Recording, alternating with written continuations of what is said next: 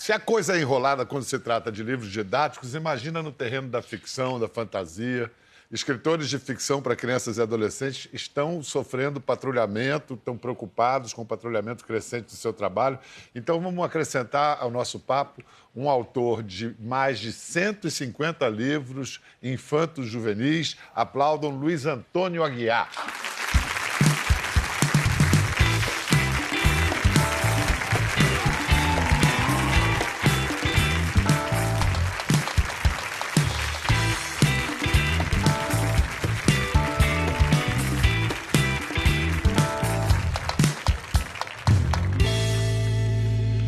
Você, além de escritor, é professor também, professor de professores. Sou professor de professores. Eu dou aula em cursos de formação de professores em literatura.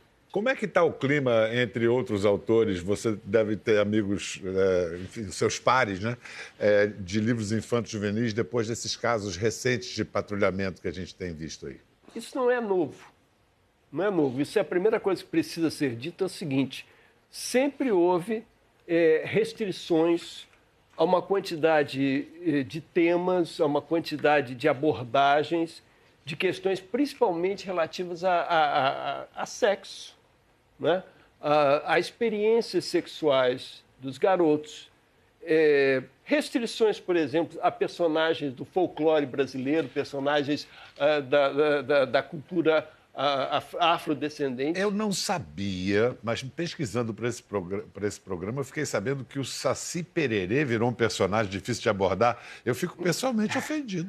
Às vezes eu também fico horrorizado. O que é? Com base em quê? Peraí, o Saci Pererê é uma figura do nosso folclore. O Saci Pererê é quase que um demôniozinho em algumas concepções. Então, ele, a Mula Sem Cabeça, a Iara, quer dizer, são personagens que não participam, assim, de uma cultura ocidental tradicional. Então, eles são estigmatizados. Eles são, em alguns momentos, em alguns livros, assim como há uma coisa contraditória, assim como se defende, pelo menos teoricamente, se defende que a cultura popular, a cultura oral, seja valorizada nos livros de literatura.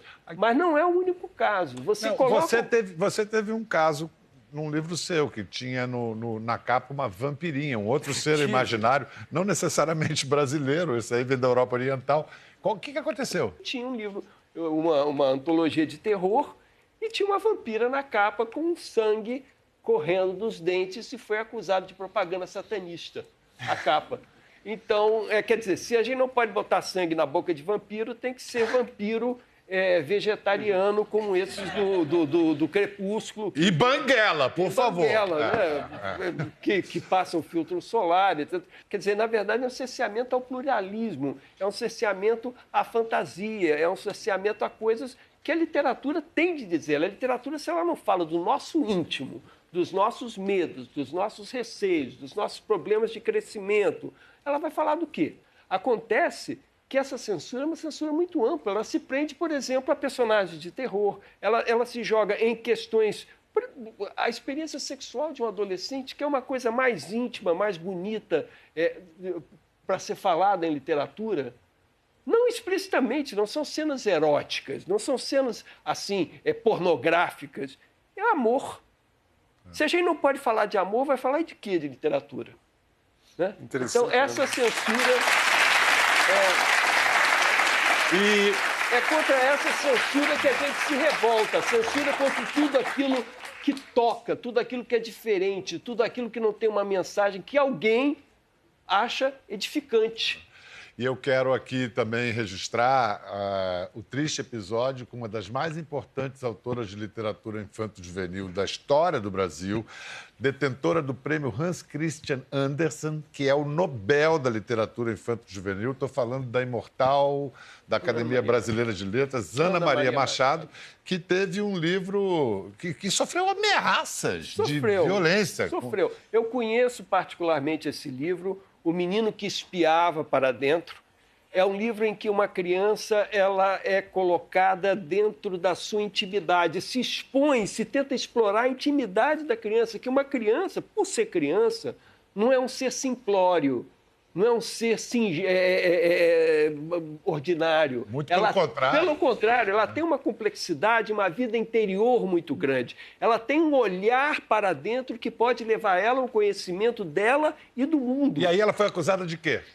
De que esse livro botava o personagem fora da realidade e, se eu li direito as críticas, né, que foi uma coisa assim tão atabalhoada no jornal, que como se o garoto não quisesse retornar à realidade. Aguiar, o Fernando quer falar alguma coisa? Só uma observação. Todos esses episódios, né, de censuras, não é, é quase como se fosse uma espécie assim, de caça às bruxas, né? Um macartismo difuso, vamos chamar um macartismo difuso, vem um pouco naquilo que a gente estava falando, da censura que vem da multidão. O que a gente está chamando de censura hoje não é o que era censura há 30, 40 anos atrás, quando nós tivemos um regime de exceção no Brasil. Não é a censura política. Exatamente. Apenas. Não é Ela pode censurar uma vampira, pode censurar um beijo. Nem feito pelo Estado. O livro de Anne Frank, porque menciona a palavra vagina. Diário de Anne Frank. O Diário de Anne Frank pode censurar um livro onde a criança é tratada como um ser complexo, como esse da Ana Maria Machado. Literatura é para incomodar a gente.